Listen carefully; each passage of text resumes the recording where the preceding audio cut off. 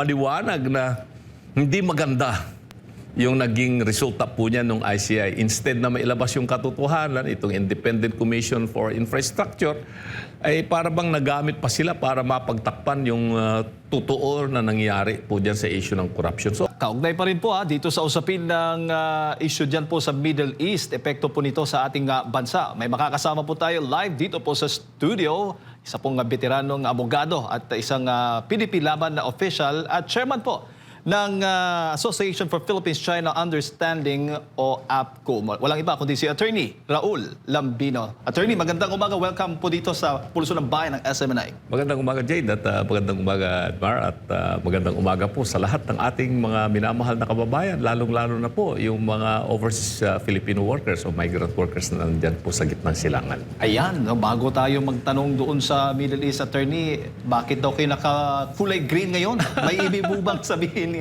ang kulay green na suot po ninyo ngayon? Well, ang kulay luntian, sabi natin, or kulay green ay kulay ng buhay. Yan. So, isa sa paborito nating kulay ito, maliban sa ito na rin ang kulay ng ating political party o kaya yung political affiliation natin or political alliance natin, kulay berde. Yan, kulay buhay. Oo, may pag-asa. May pag-asa. Ayun, oo. Attorney, ito nga, ano bang masasabi po ninyo sa nangyayaring krisis ngayon dito sa Middle East, ang epekto po nito sa ating bansa? Kayo ho ba ay happy sa ginagawang mga hakbang ng gobyerno para tugunan lahat po ng mga pangangailangan ng mga Pilipino dulot nga nitong, dahil nga nitong krisis na nararanasan natin ngayon?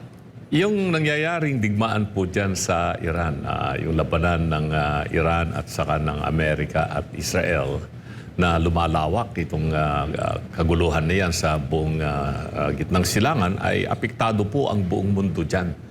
At ang isa sa mga matinding matatamaan dyan ay ang mga maliliit na bansa nakatulad po ng Pilipinas dahil hindi naman po tayo oil-producing nation. Kumbaga, umaasa tayo sa mga inaangkat nating mga produkto ng langis galing sa ibang bansa. At alam naman natin na sa parting yan ng gitnang silangan, itong tinatawag nating Gulf of Oman at saka yung Persian Gulf at pinapagitnaan po yan ng Strait of Hormuz, mahigit 20% ng supply ng langis sa buong mundo ay dyan po dumadaan. Maliban lamang po sa mga kargamento pa na nanggagaling po dito sa Asia, patungo po sa gitnang silangan, papasok din sa Europa, dumadaan din po dyan sa Arabian Sea, from the Indian Ocean patungo sa Arabian Sea. So, tayo po ay talagang tatamaan po dito.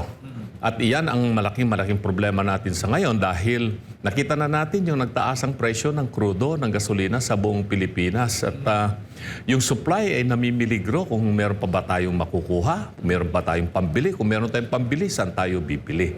So talagang hindi lamang po mga nasa transport sector ang umaangal dito, kung hindi ordinaryong mamamayan ay talagang maapektuhan dahil ang laki po ng ginagastos nating fuel pagdating po sa supply ng kuryente dito sa Pilipinas.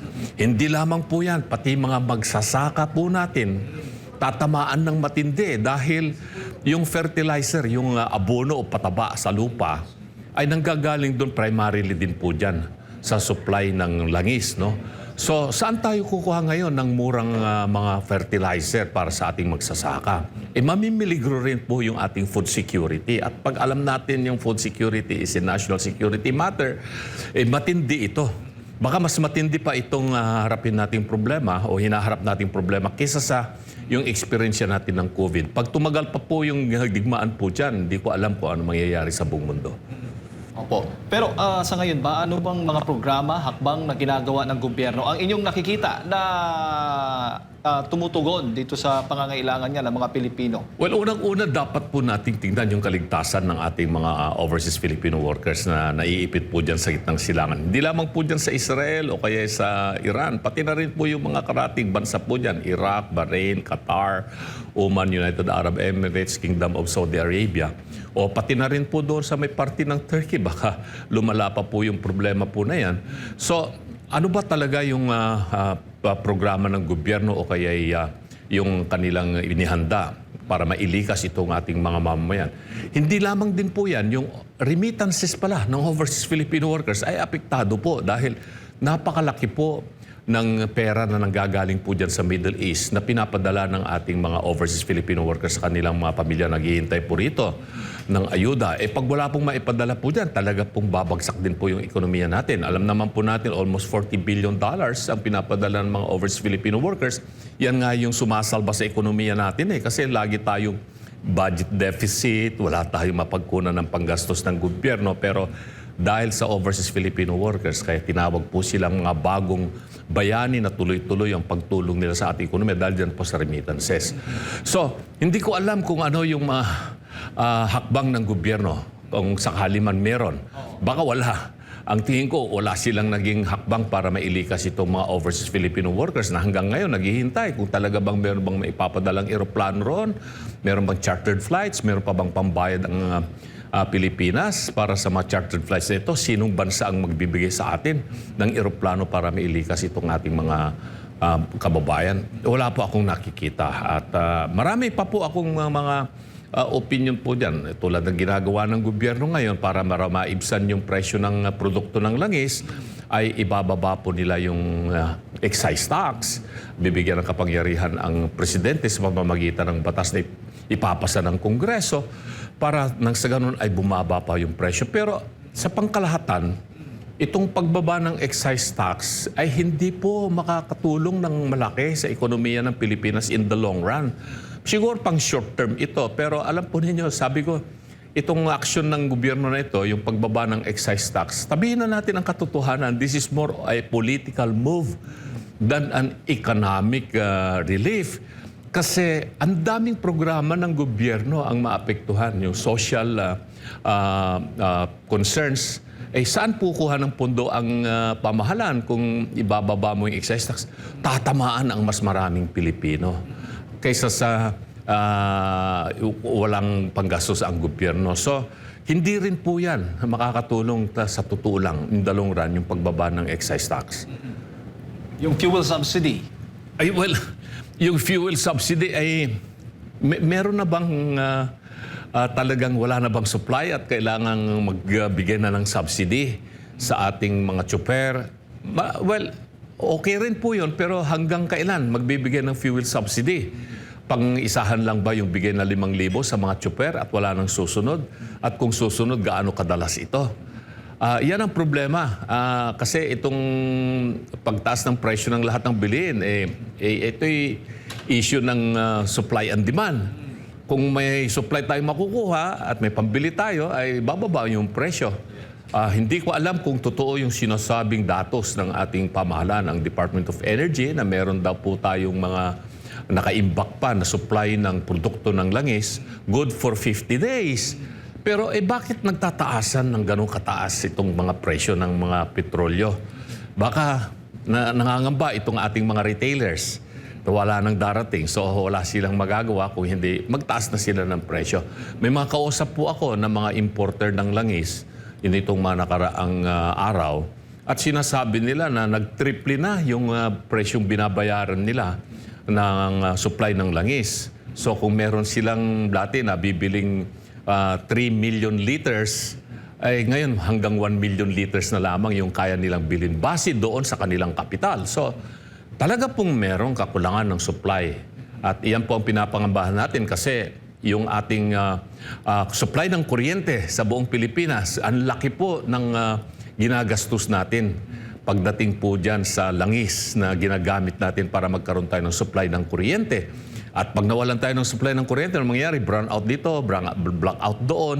Apektado po yung mga pabrika dito sa ating bansa. Opo. So, malinaw, Attorney, may nakikita ho ba kayong plano ang gobyerno natin ngayon kung sakali mang lumala pa itong sitwasyon natin, lalo na itong gulo dyan sa Middle East? Wala akong nakikitang pinapahayag nilang plano. Ang Department of Energy o kaya Department of National Defense, hindi akong makita na malinaw na kanilang plano. Kung meron man, Attorney, short term lamang, parang ganun Kung lang. meron man silang plano, short term lamang o kaya magiging successful ba? Yun ang ating hindi nakikita eh. At merong mga binabanggit na mag-declare na ng state of national emergency, mga ganun, ano yan, short of proclamation of martial law, ganun ba yan? Hindi ko rin maintindihan. Wala pa po ako nakikitang konkreto talaga na plano ang gobyerno na kanilang ipinapahayag. Maliban lamang po dyan sa kanilang sinasabi na huwag kayong mag-alala, huwag kayong mag-hoarding, hindi tayo mauubusan supply ng langis. Lahat po ito ay mga political statements na hindi po ito isang programa na matulungan ang ating mamamayan at ang bayang Pilipinas. So sa madaling salita, Attorney, ang problema natin ngayon ay langis. May krisis tayo sa langis sa ating bansa dahil dito sa gulo sa Middle East. Bilang isang chairman ng Association of Philippine-China Understanding o APCO, ano bang may tutulong ba ang China para sa supply ng langis sa ating bansa? O iba, hindi lamang China siguro, yung mga kalapit bansa natin para matugunan man lang. Dahil nga, yun ang pinakapunot dulo eh. Bakit nagtataasan lahat ng mga bilihin at bakit nagkakaroon tayo ng mga problema dahil sa supply ng langis at dahil nga itong presyo ng langis sa pandaigdigang merkado ay nagtaasan. Unahin natin itong bansang China. No? Ang China ang may pinakamalaking mga oil refinery sa buong Asia, if not sa buong mundo. Sila, ang dami po nilang mga malalakihan, mga oil refineries at malaki rin po yung kanilang ugnayan sa Russia. So ibig kong sabihin dito, pag-supply ng langis ang pag-uusapan at ang pangangailangan ng China, meron silang mapagkukunan kaagad. Ang Russia, no? Sa buong mundo kasi, ang may pinakamalaking mga oil reserves dyan, dyan po sa Middle East, sa Venezuela, sa Amerika at saka sa Russia. I think ang Russia ay mas malaki pa yung kanilang oil reserve dyan kaysa sa Saudi Arabia. So sila ang may pinakamalaking mapagkukunan ng China kasi magandang relasyon ng Russia at ng China eh. So pag umaangkat ng langis ang China sa Russia, dadalhin nila dyan sa China at i-refine nila yan at maaaring ibenta po nila yan sa ibang bansa dito sa Southeast Asia o dito sa ating lugar, sa rehiyon natin.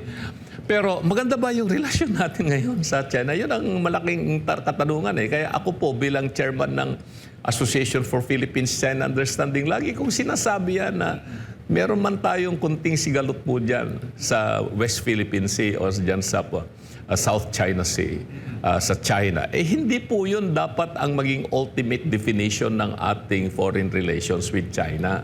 Hayaan natin yung Department of Foreign Affairs na sila ang mag-usap sa kanilang counterparts sa China para hindi lumala yung tensyon at hindi lumala yung problema. Pero ang nangyayari kasi, maraming grupo dito sa Pilipinas at kanila pong inaayudahan yung tinatawag nating sense of nationalism daw kuno na parang pinapalabas nila na kaaway na natin ang China at nakahanda tayo makipaggera sa China. Siyempre magagalit yung sa kabila. Eh ngayon, na dumating itong punto na merong krisis sa langis, meron bang maitutulong ang China sa atin? Naku, malaki po ang maitutulong ng China. Hindi lamang po sa supply ng langis o supply ng krudo. Kung hindi sa supply ng fertilizer, alam niyo ba na sa nagdaang mga taon, ang China ang pinakamalaking source natin ng supply ng fertilizer para sa ating magsasaka. At ang fertilizer, isa sa byproduct po yan ng langis. Eh kung hindi na po sila mag-supply dito sa atin at sabihin nilang wala na kami may bibenta sa inyo, maaari nilang sabihin na ay gusto rin naming i-reserve pa ito sa amin, eh ano mangyayari sa ating mga magsasaka? So sabi ko, ito na yung tamang panahon na itong mga leaders natin dito sa Pilipinas, kung sino man po yung mga naatasan po dyan, ang Department of Foreign Affairs ba, Department of Energy, Department of Agriculture, o siguro pati na rin ang Department of National Defense, ay mag-ingat po sila sa kanilang pakikipag-uusap at pakikitungo dito sa mga opisyal po ng Chinese Embassy dito sa Pilipinas dahil sila yung nasa frontline dito at siyempre yung kanilang ugnayan sa mismong leadership ng China. Dahil sila ang may maitutulong sa atin, ang China. Ganyan din ang Russia.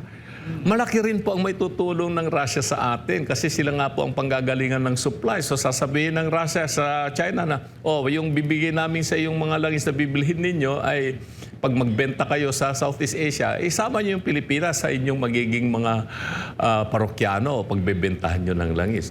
Makakatulong din po sa atin ang Malaysia. Ang Malaysia po, malaki rin po yung supply po dyan. Pero alam po nyo, ang Malaysia, sensitibo po sila dito sa usapan pagdating sa Muslim Mindanao. Kaya nga po sila yung naging parang mediator ng MILF at saka ng Government of the Philippines para nagkaroon ng kapayapaan po dyan at naitatag yung Bangsamoro Autonomous Region in Muslim Mindanao. So tinitignan nila kung ano ba ang ginagawa ng ating gobyerno sa kapatid nating mga Muslim dyan sa Mindanao. Tama ba yung pagtrato ng Government of the Philippines dito sa grupo ng MILF, dyan sa usapan sa BARM? May konting tampo yung mga grupo ng MILF dyan sa nangyari dyan nung nakaraang taon. At tinitignan din ng Malaysia yan, lalong-lalo na yung Prime Minister nila dyan, si Prime Minister Anwar Ibrahim. Ay malapit po ang puso niyan sa Pilipinas, sa totoo lang. Ilang beses ko na rin pong nakausap yan. At mahal niya ang Pilipinas, pero siyempre titignan niya ano bang ginawa ng Government of the Philippines sa ating mga kapatid na Muslim sa Mindanao. So these are the things na kailangan po nating bigyan ng pansin, yung tinatawag nating make the foreign relations warmer with other countries, and yung issue ng geopolitics, laging meron po yung kaakibat na epekto. Opo. Pero ang tanong dyan, attorney, malinaw ba na hindi maganda ang relasyon natin sa Malaysia sa ngayon, sa Russia sa ngayon, at sa China? Alam natin na talagang hindi magandang relasyon. Pero doon sa Russia at Malaysia na nabanggit po ninyo? Well, sa tingin ko, hindi naman sa hindi maganda, hindi lang masyadong medyo malamig, kumbaga, hindi warm yung relasyon natin. Kasi nga po, itong mga bansang binabanggit ay medyo nagdidepende rin po yan kasi sa kanilang ugnayan sa Amerika At kung tayo ay lagi na lamang pong ina-adapt natin yung foreign policy na panig tayo masyado sa Amerika o kaya sa mga Western countries, ay medyo naaasiwa itong mga bansang katulad ng Russia, ng China at ng Malaysia. Sabi ko nga, bakit hindi natin ipagpatuloy itong independent foreign policy? Nakaibigan natin lahat ang mga bansa at wala tayong kaaway, wala tayong kinikilingan. Nakita na natin yung epekto ng pagkakaroon ng mga base militar po dyan sa Middle East, sa mga iba't ibang bansang tulad ng Oman, ng Bahrain, ng Qatar, ng United Arab Emirates, ng Kingdom of Saudi Arabia, sa Iraq. Marami pong base militar po dyan ang Amerika. Bakit ngayon binubomba itong mga bansang ito ng Iran? Kasi sabi ng Iran, nandiyan yung base militar ng Amerika na umaatake sa amin, di bombahin namin kayo. Paano kung ganun din ang mangyari dito sa atin sa Pilipinas? Pag lumawak po yung gera po dyan sa Iran, di natin alam kung hanggang saan yung mga tinatawag nilang mga kakampi nila na mga tao o kaya mga Iranian citizens na baka sabihin nila, isama nyo na rin ang Pilipinas. Huwag naman po sana mangyari iyon. Pero yun ang sinasabi ko na sa kabuuan, hindi malaki ang maitutulong ng mga base militar na pag-aari po ng mga dayuhan tulad ng Amerika sa isang bansa. Dahil yan po ay hindi nila inalagay dito sa Pilipinas para protektahan ang Pilipinas. Inilagay po nila yung mga base militar na yan para protektahan ang Amerika at hindi makarating doon sa mainland United States ang kaguluhan. At mangyari yung kaguluhan dito sa mga bansa na kung saan meron silang base militar. Yan ang katotohanan po dyan. Kaya po sabi ko, wag na natin bulahin yung ating mga kababayan. Hindi man ito popular, itong sinasabi ko sa karamihan ng mga Pilipinong hindi masyado nakakaintindi ng geopolitics. Hindi ko naman po minamaliit ang ating mga kababayan, pero masalimuot po kasi pag-usapang foreign relations at saka geopolitics Pero ang ginagamit po ng mga iba na tumutulig sa atin ay ginagamit nila yung tinatawag nilang emotional discourse, hindi intellectual discourse. Opo. Attorney, bago ko ipasa kay partner Admara, bukod po doon sa sabi po ninyong maaari pong mag-supply yung Russia, yung Malaysia, dito sa China. Ang nakakadaan ba ng mga barko doon sa Strait of Hormuz, mga kaalyado ng Iran po yan? Possible ho ba? Isa po yan sa mga naging dahilan kung bakit maganda po yung supply ng langis ng China at ng iba pang bansa na kaalyado ng nitong Iran? Sa ngayon sa balita natin ay walang masyadong naglalayag ng mga barko po dyan sa Arabian Sea going to the Persian Gulf at dadaan po yan sa Gulf of Oman, then Strait of Hormuz. Hindi lamang po yung mga barkong may kargang mga langis ang namimiligro po dyan, kung hindi lahat po ng mga barkong may kargang kung ano man po mga kargamento, katulad po ng nabomba ng Iran na Thailand cargo ship, hindi naman po langis yun. Ganun din po yung barkong nabomba ng pag-aari ng bearing the flag of Liberia. Hindi naman po langis ang karga nun kung hindi mga produkto.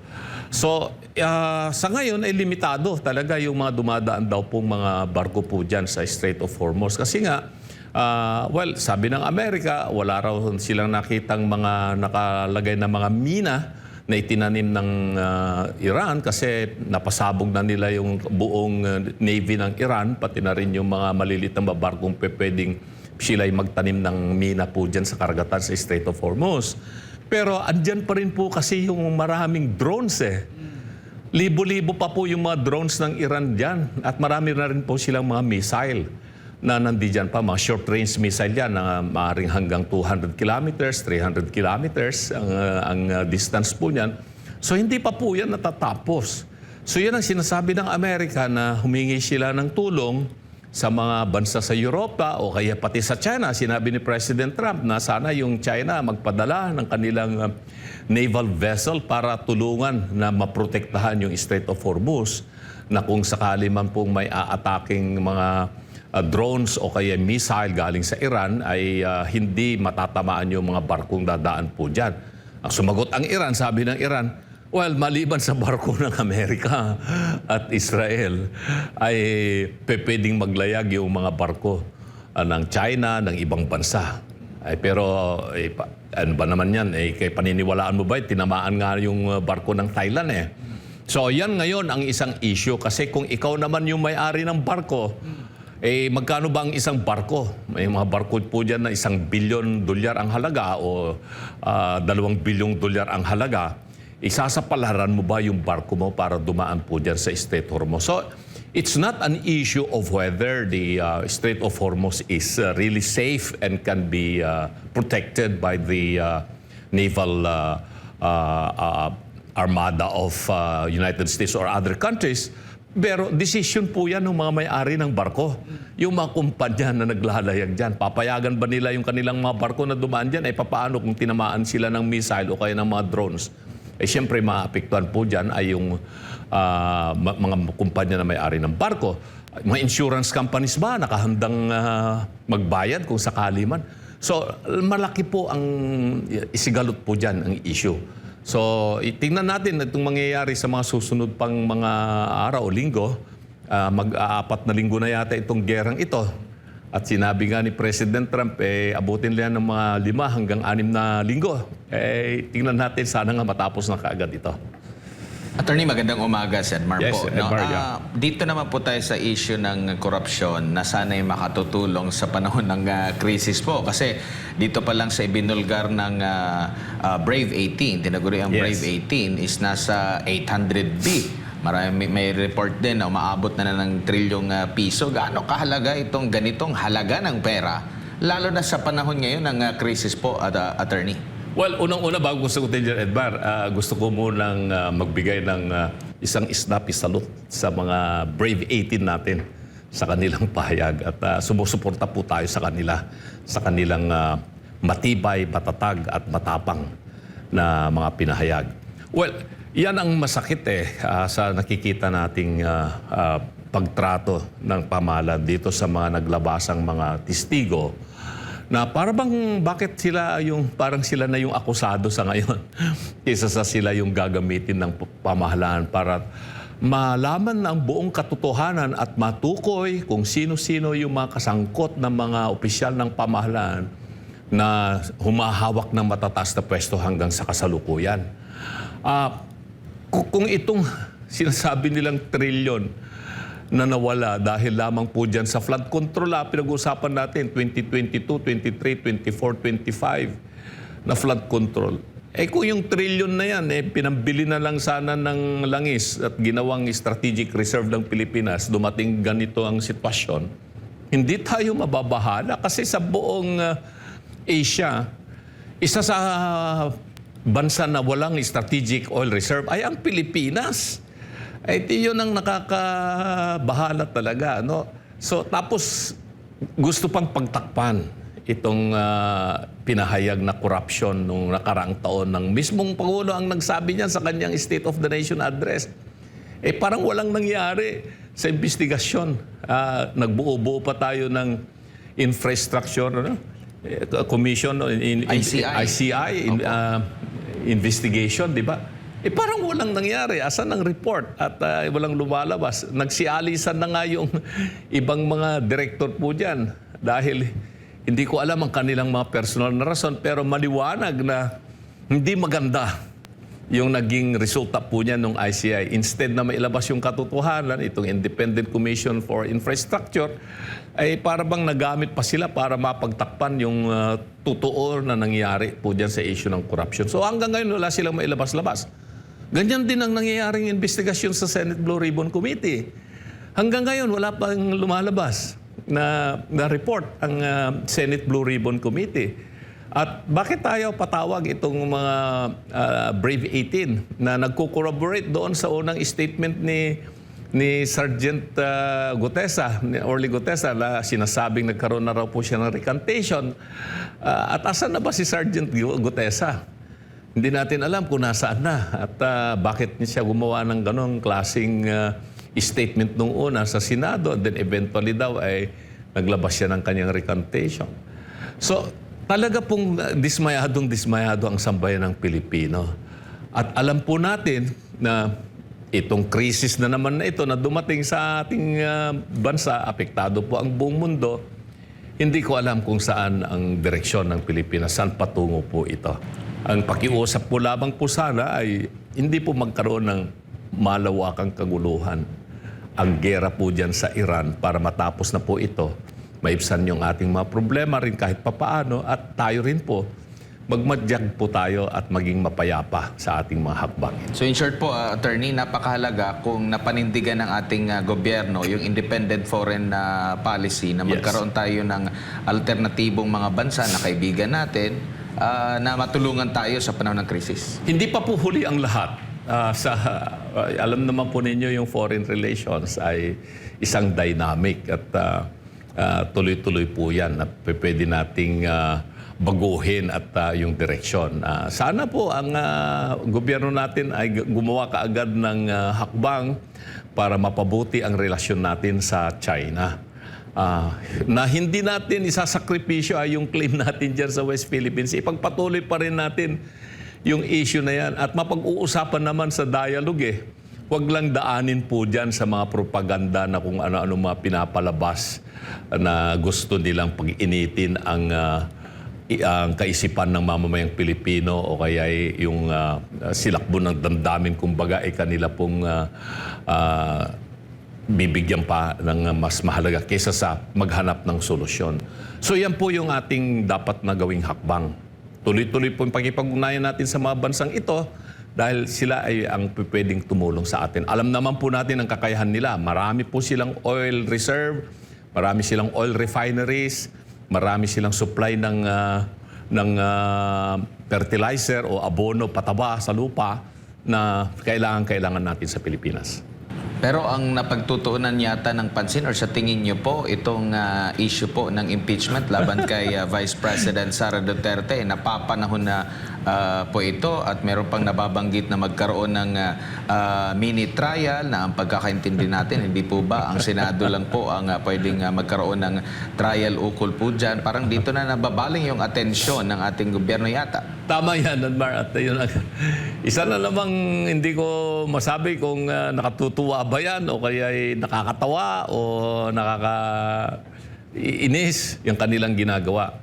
Maliwanag, meron tayong kinakarap na matinding problema. Kagutuman, problema sa ekonomiya, problema dito sa nangyayaring digmaan sa gitnang silangan. Pero itong mga politiko natin, lalong-lalo po dyan sa mababang kapulungan, inuuna pa po nila yung usapan po dyan. At pinapalaki nila itong issue ng confidential funds.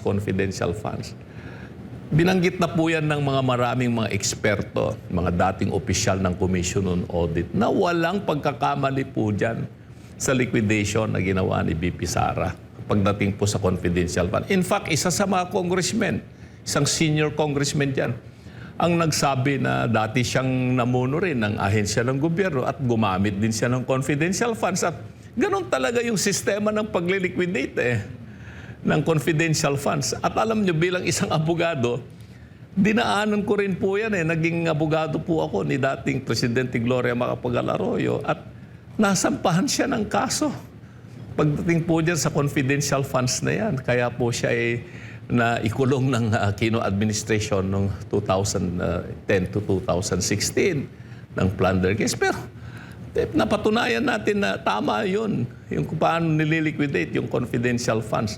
In fact, pati yung dating chairman ng Commission on Audit yan, isanama rin nila doon sa plunder case na parang co-conspirator. Lahat po sila acquitted. Dahil tama po yun. Tapos ito ngayon ang kanilang pinapangalanan, pinapalaki. Kung mali ang ginawa ni BP Sara po dyan sa Office of the Vice President, pagdating po dyan sa liquidation o paano niya ginastos yung confidential funds. Tanungin natin yung mga ibang ahensya ng gobyerno na gumagamit ng hindi lang confidential at kung hindi intelligence funds. Halos pareho lang kasi ang liquidation process niyan confidential or intelligence fund. Intelligence funds doon sa mga Armed Forces of the Philippines, yung mga may hawak pong mga intelligence officers. Pero yung liquidations ay pareho lamang po yan. Office of the President, magkano ba yung confidential funds ng Office of the President? Halos 5 billion po yan taon-taon. Doon sa Secretary of National Defense, Secretary of Justice, Secretary of DILG, lahat po yan humahawak po sila ng confidential funds. Bakit ang Office of the Vice President lamang ang mali ba ang kanyang liquidation? At bakit kailangan nilang pagtuunan ng pansin kung anong mga pangalan ng mga binabanggit nila sa media? At binasa ko yung complaint na yan, yung third at saka fourth impeachment complaint. Tinignan ko talaga. Wala These are just mere accusations not backed up by real evidence that will determine the ultimate facts of probability of guilt. So itong kanilang ginagawa ngayon dyan sa House of Representatives, this is more of trying to glorify the accusation not being backed up by evidence. At pati yung pagsagot ni Vice President Sara through his brilliant lawyers na tumutulong sa kanya, yung answer ad cautelam, ay binabanggit na nila that this is no answer at all. Kaming mga abogado, lalo-lalo na yung mga kapwa ko, medyo may edad na at dumaan sa ganitong mga litigation process. Kaya meron tayong answer ad cautelam na. It is a precautionary measure na she is not subjecting herself under the jurisdiction of the tribunal or the entity or the House Committee on Justice for that matter. In fact, she is questioning it. No, but she has to make that answer without, however, admitting that she is waiving her constitutional right of whatever violations that the committee may have committed. Tapos sasabihin nila, this is no answer at all. Hindi ba nila naaalala yung kanilang rules mismo na kahit hindi sumagot si BP Sara doon sa impeachment case na yan, yung kanyang non-answer of the complaint is already an action that she is denying all the allegation, general one. So, ngayon, kung ano-ano ng kanilang mga sinasabi nila, so, substantial grounds of what? They are going to, what fish expedition? That's why they are going to conduct mini trial in the House Committee on Justice. So, maliwanag na ito ay mga fishing expedition na yan. Katulad ng mga binabanggit nilang testigo. Ano ba yung pangalan nun? Isang convicted fellow na nakakulong ngayon Madriaga. sa National Bilibid Prison, si Madriaga. At gagawin nilang credible witness. Meron bang magkukorroborate sa kanyang mga sinasabi? O baka lang yung isang dating senador na siya yung alam nating may pakana niyan. Maliwanag naman na itong mga ito lahat. These are all political action geared towards disqualifying BP Sara as being the strongest probable candidate for the presidency. Kasi nag-declare na rin siya, nalalaban siya sa pagkapangulo sa 2028. So, gusto nilang tanggalin siya. So, masasabi ko rito na ito ay isang playbook na ang may gawa po nitong play na ito, mga matitindi at malalakas may impluwensyang mga tao at grupo. Kasama na po dyan. I'm sorry to say, I am a Catholic, pero kasama na po dyan ang Catholic Church dito sa kanilang ginagawa po na pagpapagsak kay BP Sara, pero they cannot do that. I think the Filipino people has spoken and they have already said their piece dito sa naglabasang latest survey. Napakataas po ng approval and trust rating ni BP Sara. So, tingin ko po rito, may impeach ba si BP Sara sa House of Representatives? Sure ako dyan. They have already made their conclusion.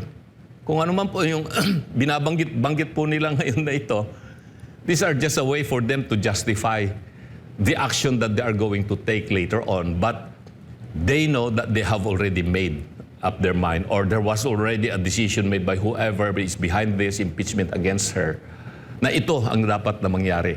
So, she will be impeached by the House of Representatives.